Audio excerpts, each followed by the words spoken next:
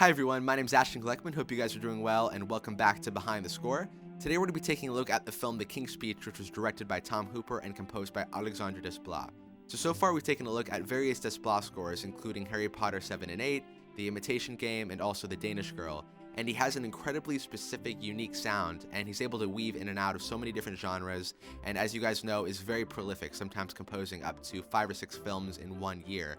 I always look at the year of 2014 as just one of his most incredible, going between, Unbroken, The Imitation Game, The Monuments Men, Godzilla. It's sort of insane, and I respect him greatly. So I want to take a look at this score because I think it has a very specific sound to it.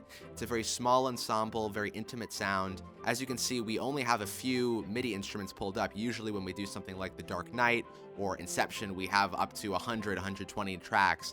And this one is very, very intimate. It's all about using a small number of instrumentation and really just, properly voicing it and using some strings and some pianos, and it's a similar orchestration to a lot of his other smaller period drama scores, but this one in specific has a very, very chamber sound to it. So we're going to be taking a look at the score, a bit about how it sort of goes along with the story, and of course how the tracks are built up and down, including the orchestration, the instrumentation, and the harmony, and the way that all of that works together. So thanks so much again for joining me today. I'll see you guys after the playback. Be sure to download the free MIDI file Cubase session down below in the pinned comment, and see you guys in a bit.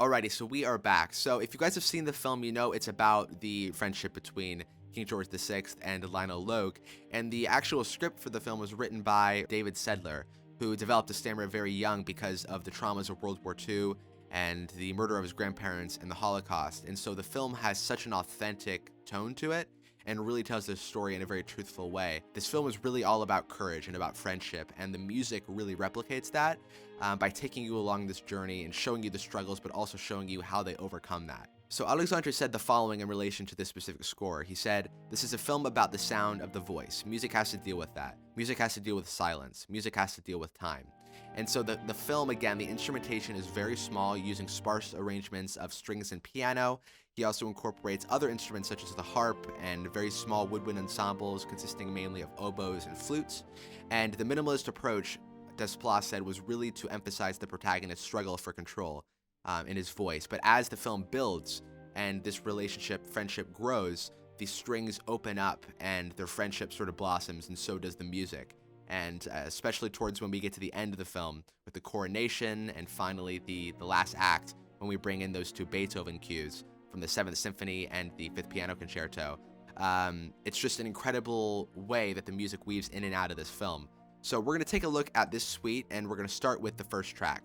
So in regards to the way that the first track is built, we're going to start off with just looking at the harmony. So first thing is we have a second inversion C major chord, which sort of sounds like this.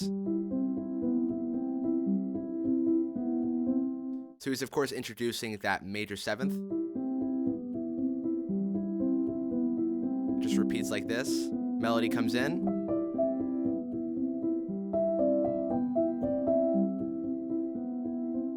And then he sort of expands that triad to a D minor, keeping the G in the bass. Going back to the C.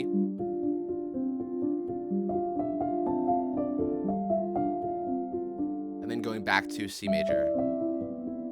Sort of similar to what the score for The Pursuit of Happiness did.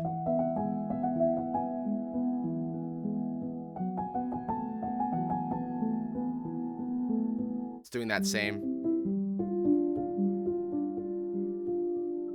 You know, so you sort of have that dominant 7th sound to it.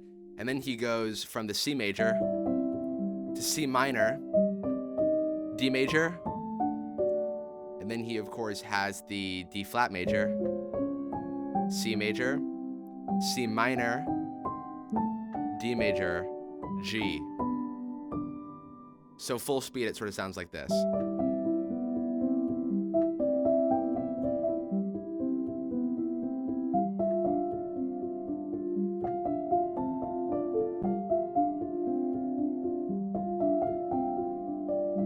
And then of course the sequence.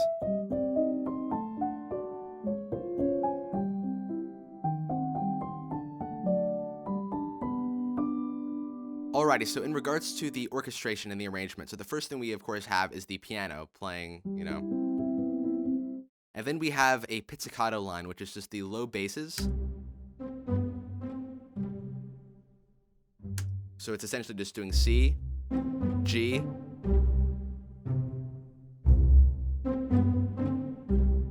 and that's just adding a little bit of sonic interest and adding a bit of a sort of momentum to the original piano line. So when you're playing those together, you see like without it, it just sort of sounds a little bit plain. And then you introduce the sort of really, really low end pizzicatos,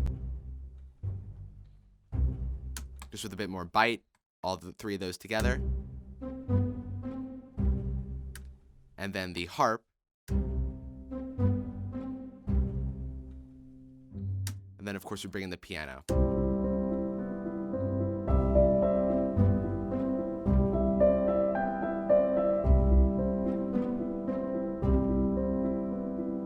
So that sort of continues until we get to bar 19.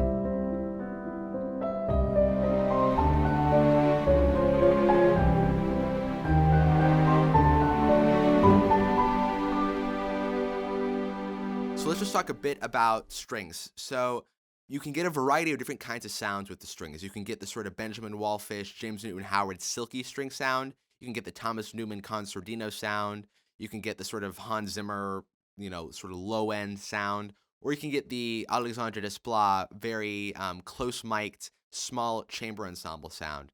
And this is exactly what that is. So we're using a library called Metropolis Arc 2, which is focused on capturing that very intimate sound.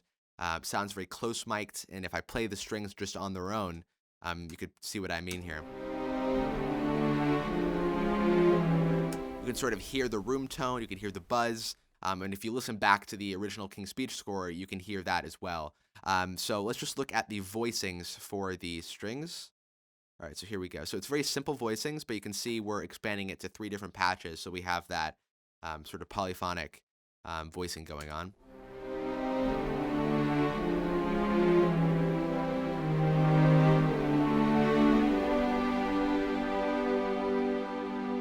And we're doubling that lower line with the bass flute.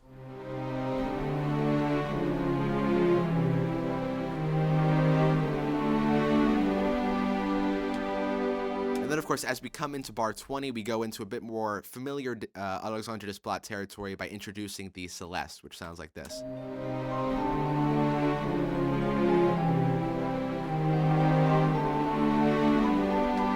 You guys probably remember the Celeste from The Danish Girl, for example.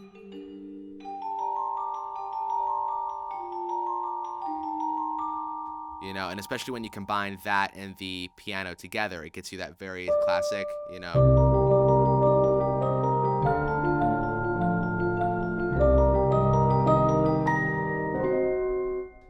very Desplat sound. So that's what we have really going on bar 20, and we're also taking in the harp as well. Very, very simple.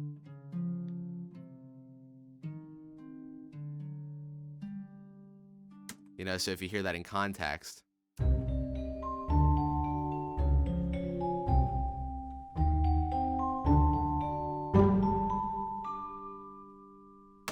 You know, so it's really one of those things where it's like a sum of its parts. You know, if you listen to just one of these elements, it's sort of like, I don't know how that sounds. But then you start to bring in other elements, you know, then the piano, just the mid strings, and then the high strings.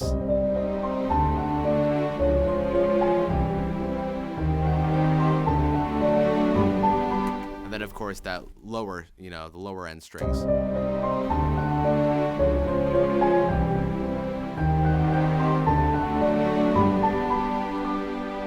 So we did bars 1 through 25. Now let's take a look at bars 25 through 43. So we're still on this second inversion C major.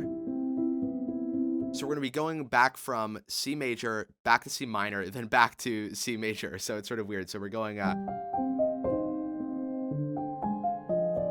back to C major, G7,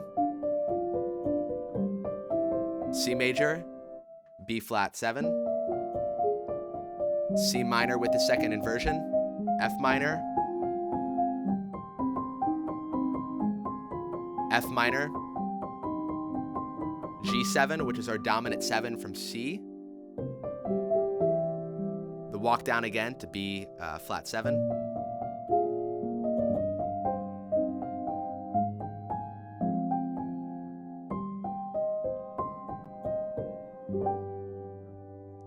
so it's really just using these same chords. It's using the minor, the diminished, you know, which of course in this case is D diminished, and then tonic, the walk down.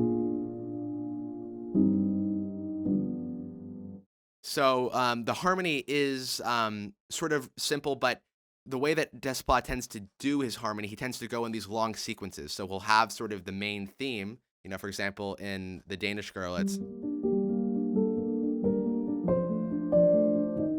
and then he'll go into his sort of sequences.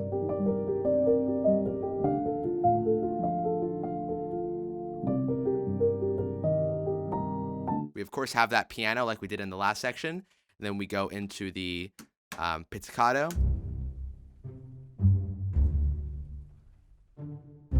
And harp takes on more of a serious role here, starting on bar 27.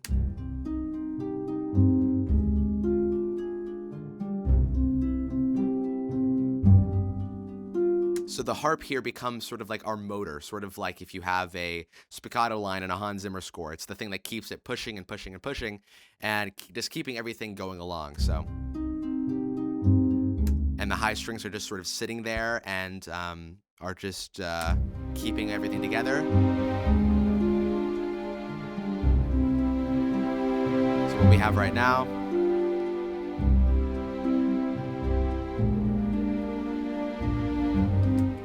And then we'll bring in the rest of the string section. So here's all the strings during here, just on their own.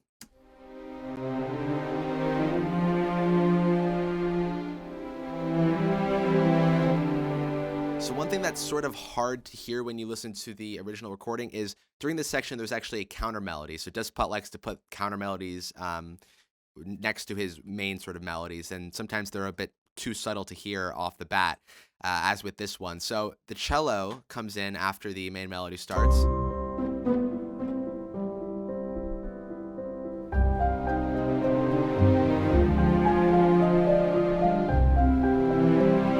So the counter melody goes.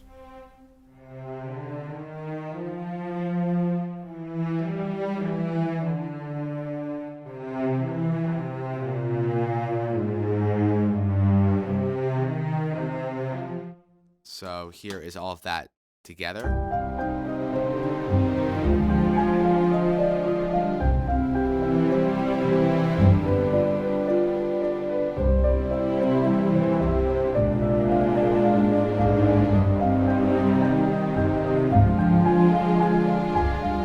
So in regards to other colors, so we have the bass flute and the alto flute playing together, which sound like this together.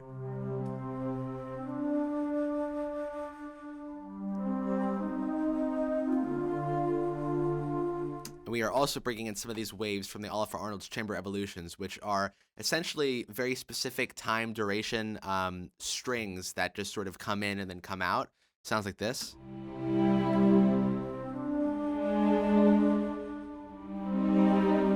So they're actually like pre-recorded swells. So instead of just using the modulation wheel, getting more of an artificial sound, it's actually real recorded swells, which sounds really, really nice when you combine it with all of the other elements like the high strings.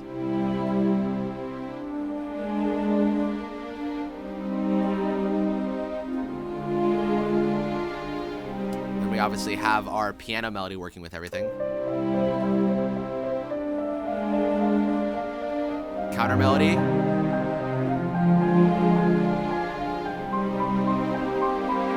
And then all together here is all of the MIDI for that as well, so you can just see what's happening.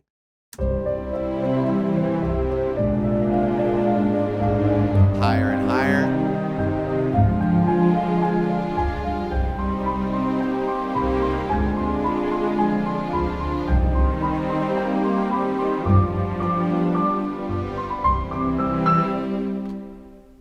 So now we're going to take a look at bars 43 through to bars 53. So this is only strings and harp. So the harp just has these sort of very simple plucks.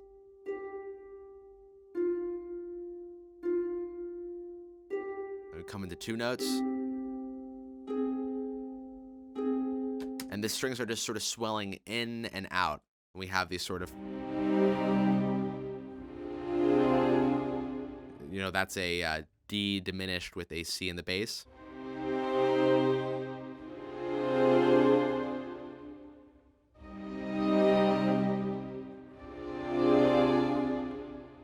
And so here are those two things together.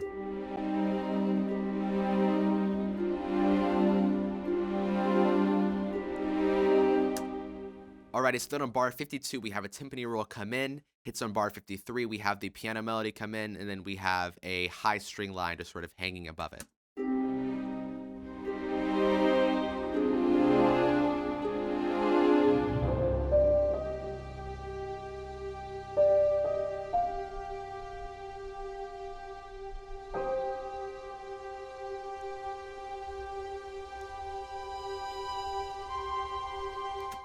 So bars 55 through 64 is exactly what Desplat was talking about in regards to the minimalist approach emphasizing the protagonist's struggle for control.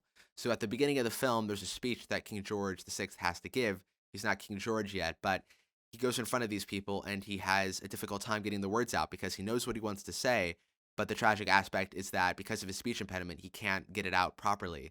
And this is what the film is really about, accumulating with the World War II speech. But it's so sad watching him trying to do this. But this music captures how he's feeling internally. You can hear it's just so, you know, sort of scarce in terms of the instrumentation. and then you have this solo violin come in with an accidental on that B, which just has a sense of uneasiness and sort of how he's feeling during that scene. Very powerful scene to watch. I might include a little clip right here. I have received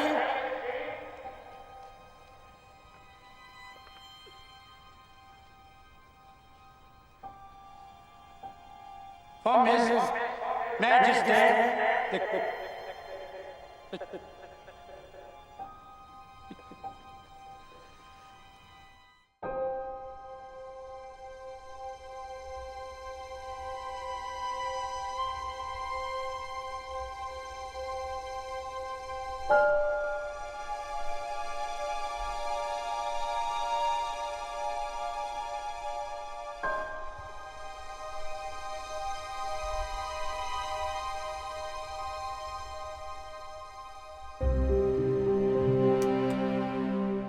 So bars 63 through 87 are going to be following the same sort of orchestration and voicing styles as those previous sections, but let's just take a look at the sort of harmony and the way that the melody comes in and out. So here is how that starts.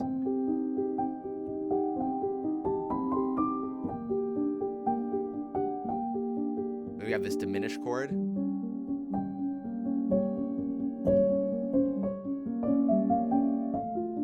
D minor. Then we have E flat major with the second in the bass.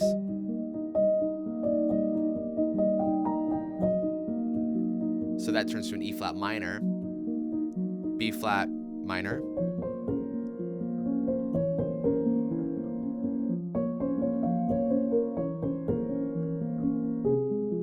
and then in our arrangement we go to a D, and then we're now in G minor. So that's really all that we have going on, is we just have that, and then we go to that G minor with the second inversion, first inversion I mean, and then the diminished D minor,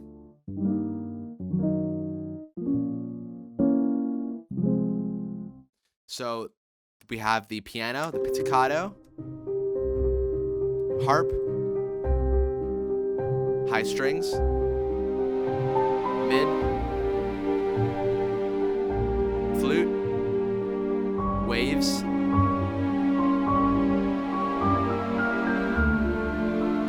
piano melody,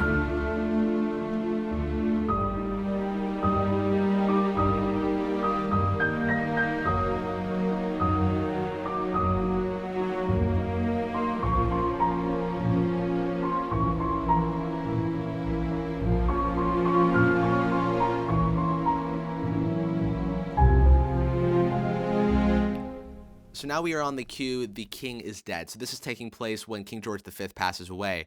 And this is just another example of the brilliance in Desplat's scoring. So instead of just sticking on minor the whole time and making it sort of very like sentimental, he has this low, rich bass, and then he goes, and then he has this beautiful major chord that just sort of hits and the harp comes in. Sort of like Saving Private Ryan, when John Williams has these, beautiful major chords in the middle of very tragic scenes, it gives you the sense of reminiscence of thinking about the past and,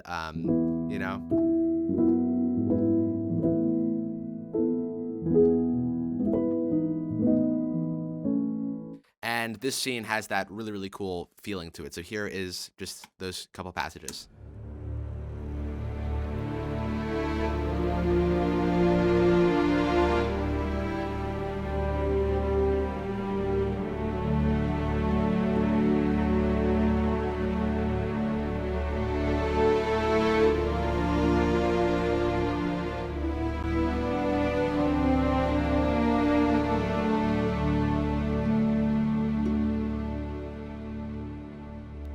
Now, on bars 101, we're really getting into Beethoven's Fifth Piano Concerto, arranged for the film. So we're starting out with C minor, and all that is C minor, B flat major with the third in the bass, D major,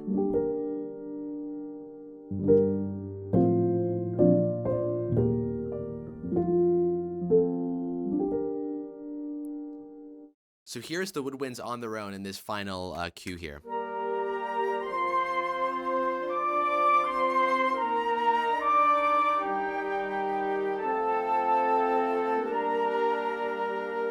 So the first element is those flutes, which are playing in octaves. Bassoon, which has a bit of contrary motion to it. It's moving down while the flutes are going up. And then we bring in these other ones to fill in the harmony.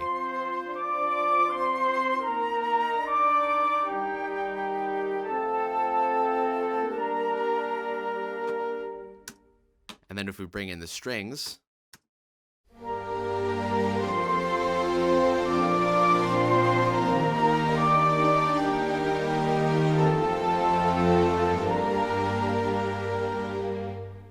now here is what the voicing for all of this looks like in the MIDI.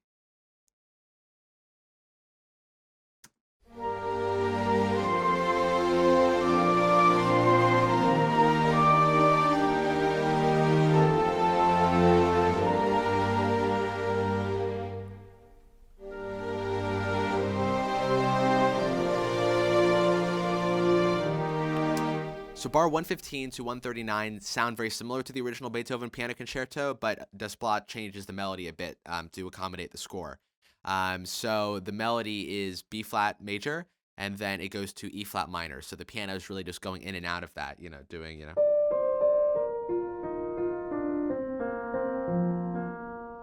And then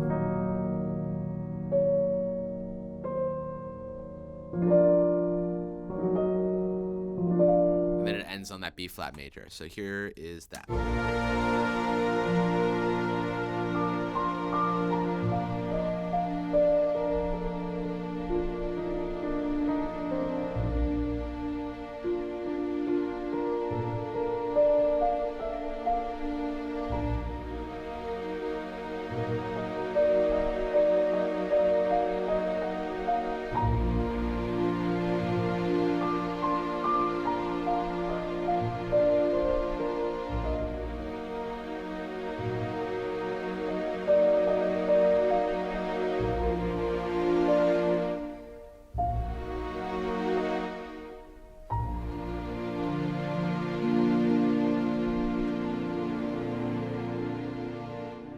So there is behind the score of The King's Speech. Hope you guys enjoyed. There's various suites from this year, including The Dark Knight Rises, The Lion King. We, of course, have The King's Speech.